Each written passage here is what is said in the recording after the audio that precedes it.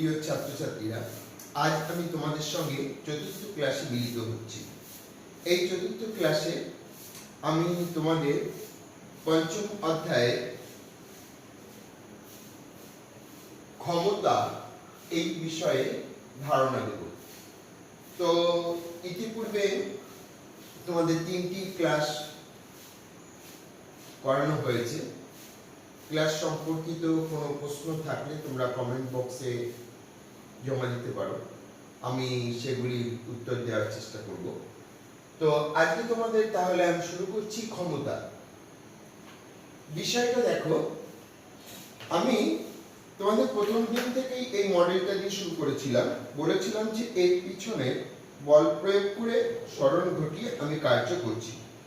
আমি যে বলটা প্রয়োগ করলাম তা যদি পরিমাপ করা যেত সেটা, এবং এই প্রয়োগ বিন্দু এখান থেকে এই পর্যন্ত সরণটা যদি মাপা যেত, তাহলে এই দুটো আমি গুণ করলে পেয়ে দিতাম কার্য।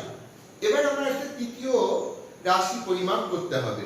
আমি যখন এখানে বল প্রয়োগ শুরু করলাম এবং এখানে শেষ হলো, এই যে অন্তর্বর্তী সময়টা, সেই অন্তর্বর্তী সময়টাও আমাকে পরিমাপ করতে হবে। ফলে আমাকে F অর্থাৎ বল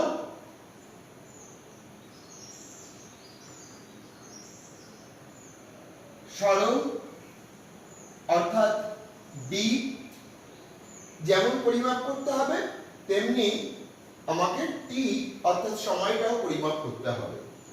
তো কৃতকার্য আমরা W সমান FD নির্ণয় করব। নির্ণয় করার পর এবার যে কাজটা আমাদের ক্ষমতা বার করার ক্ষেত্রে, সেটা খেয়াল করো। টি সময়ে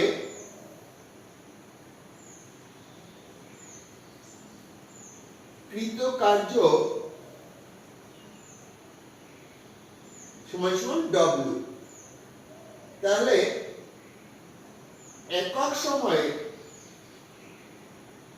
কৃতকার্য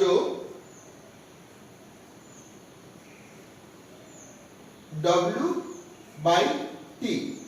এই যে একক সময়ে যে কার্যটুকু হলো, সেটাকেই বলা হচ্ছে ক্ষমতা, যে ইংরেজি হচ্ছে পাওয়ার। তাই ক্ষমতাকে আমরা P দিয়ে প্রকাশ করব। P = W/T। আর এই একক সময়ে যখন কিছু নির্ণয় করা হয় তখন বলা হয় হার, কথাটা বলা হয়। যেমন এখানে বলা হবে সময়ের সাপেক্ষে কার্য করার হার।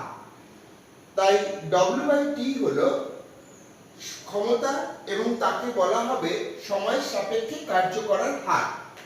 তাহলে আমাদের যদি জিজ্ঞাসা করা হয় ক্ষমতার সংজ্ঞা কি, আমরা একদম ছোট্ট একটা সংজ্ঞা, সবাই নিশ্চয়ই মনে থাকবে। সেটা হলো এই সময়ের সাপেক্ষে কার্য করার হারকে বলা হয় ক্ষমতা।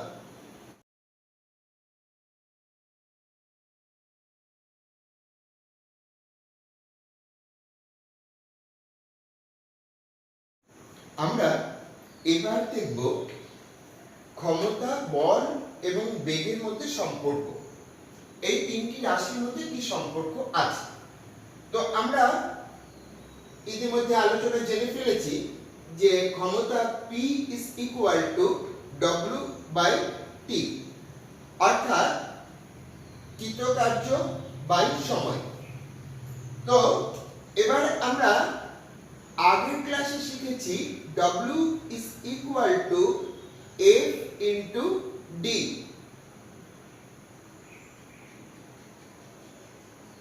যেখানে F হলো বল আর D হলো সরণ। ফলে আমরা যদি W জায়গায় FD বসিয়ে দিই, তাহলে লিখতে পারি F/D/T। এখন দেখো, এই যে D/T হচ্ছে তাহলে কি, D/T হলো সরণের হার, সময়ের সাপেক্ষে সরণের হার। তাহলে সময়ের সাপেক্ষে সরণের হার, এটাকে আমরা তো আগেই শিখেছি বল গতির চ্যাপ্টারে। এটা হচ্ছে বেগ। বেগের ইংরেজি ভেলোসিটি, তাই ভেলোসিটি ভি দিয়ে আমরা প্রকাশ করছি, তাহলে আমরা বলতে পারি D by T is equal to বেগ, অর্থাৎ velocity is equal to V. তাহলে কি বলা যায়? P is equal to F into V, অর্থাৎ দাঁড়ালো এটা ক্ষমতা ইজ ইকুয়াল টু বল ইনটু বেগ। সুতরাং কোন একটা বস্তুর উপর বল প্রয়োগের ফলে যদি বেগ সৃষ্টি হয়, সেই বেগটা যদি আমরা পরিমাপ করতে পারি, তাহলে প্রযুক্ত বল এবং সেই বেগ গুণ করেই আমরা ক্ষমতা নির্ণয় করতে পারব। তাহলে ক্ষমতা ইজ ইকুয়াল টু আমরা কি শিখলাম? বল ইনটু বেগ।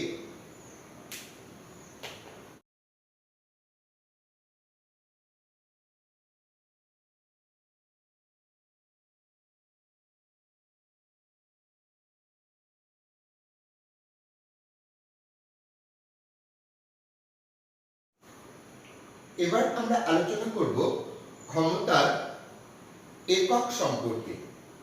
ক্ষমতার একক, ক্ষমতা পরিমাপের একক সিজিএস পদ্ধতিতে 8 প্রতি সেকেন্ড।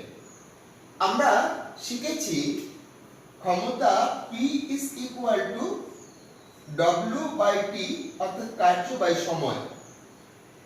তাহলে কার্যের একক আমরা ইতিমধ্যে শিখে ফেলেছি আর, এবং সময়ের একক সেকেন্ড।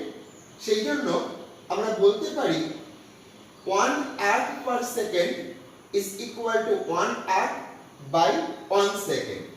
তাহলে সিজিএস পদ্ধতিতে 8 প্রতি সেকেন্ড যে পরিমাপের এককটি আছে তার সংজ্ঞা হিসেবে আমরা বলতে পারি 1 সেকেন্ডে যদি 1 আট কৃত কার্য সম্পন্ন হয়, তাহলে ক্ষমতা হবে 1 আট পার সেকেন্ড।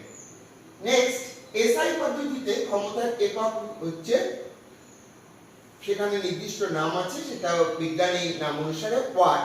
স্বাভাবিকভাবে ক্যাপিটাল ডব্লিউ দিয়ে ওয়াটকে প্রকাশ করা হয় এবং 1 ওয়াট সমান সমান লেখা যায় 1 জুল বাই 1 সেকেন্ড। অর্থাৎ কার্যের একক এখানে জুল, সময়ের একক এখানে সেকেন্ড। তাই আমরা 1 ওয়াট এর ডেফিনেশন বা সংজ্ঞায় বলতে পারি 1 সেকেন্ডে 1 জুল কার্য সম্পন্ন হলে ক্ষমতা হবে 1 ওয়াট। এবার যন্ত্রপাতিতে যেহেতু ক্ষমতা পরিমাপের ব্যাপার রয়েছে, যেমন ধরো বাড়িতে যে তোমাদের পাম্প সেটটি চলছে, সেখানে ক্ষমতা পরিমাপের ব্যাপার রয়েছে। সেই জন্য ওই সকল পরিমাপের ক্ষেত্রে যে একক ব্যবহার করা হয় তাকে বলা হয় ক্ষমতার ব্যবহারিক একক। আমরা এবার ক্ষমতার ব্যবহারিক একক সম্পর্কে ধারণা নেব। যে দুটি একক তোমরা ইতিমধ্যে জানলে, তার মধ্যে এসআই পদ্ধতির একক ছিল হচ্ছে ওয়াট। এই ওয়াট যাকে ক্যাপিটাল ডব্লিউ দ্বারা প্রকাশ করা হচ্ছে, সেটাই হচ্ছে ক্ষমতার ব্যবহারিক একক। পাশাপাশি আরেকটি একক ব্যাপকভাবে এখনো পর্যন্ত আমাদের পরিমাপে ব্যবহৃত হয়, সেটা হচ্ছে ব্রিটিশ পদ্ধতি বা এপিএস পদ্ধতিতে আছে। সেই এককটি হচ্ছে গিয়ে হর্স পাওয়ার বা অশ্ব ক্ষমতা। তার প্রথমে আমাদের জানা দরকার অশ্ব ক্ষমতা বা এক অশ্ব ক্ষমতা কাকে বলা হয়। দেখো, 550 পাউন্ড ভরের একটি বস্তুকে অভিকর্ষের বিরুদ্ধে 1 ফুট যদি 1 সেকেন্ড সময়ের মধ্যে তোলা যায়, তাহলে যে ক্ষমতা হয় সেই ক্ষমতাকে বলা হয় হচ্ছে এক অশ্ব ক্ষমতা, যাকে সংক্ষেপে এইচপি বলা হয়। তো এটা হলো ক্ষমতার দ্বিতীয় আরেকটি ব্যবহারিক একক। তাহলে ক্ষমতার দুটি একক পেলাম, একটা হচ্ছে ওয়াট, আরেকটা হচ্ছে অশ্ব ক্ষমতা। স্বাভাবিকভাবে দুটি এককের মধ্যে সম্পর্কটা কি সেটা আমাদের জানতে কৌতূহল থাকে, সেই জন্য আমি সেটাও বলে দিচ্ছি তোমাদের। সেটা হচ্ছে গিয়ে 1 HP is equal to 746 W বা ওয়াট। এই হলো হর্স পাওয়ার বা অশ্ব ক্ষমতা এবং ওয়াটের মধ্যে সম্পর্ক। তো ক্ষমতা বিষয়ে আলোচনা আজকে আমাদের এই পর্যন্ত শেষ করছি। আর ক্ষমতার যে গাণিতিক ধারণা সেটা শক্তি শেষ করে ক্ষমতা এবং শক্তির গাণিতিক বিষয়ে একত্রে আলোচনা করব। তোমরা সবাই ভালো থেকো, সুস্থ থেকো এবং যতই প্রতিকূল পরিবেশ থাকুক না কেন পড়াশোনা সুন্দরভাবে চালিয়ে যাও, এটাই আমার কামনা।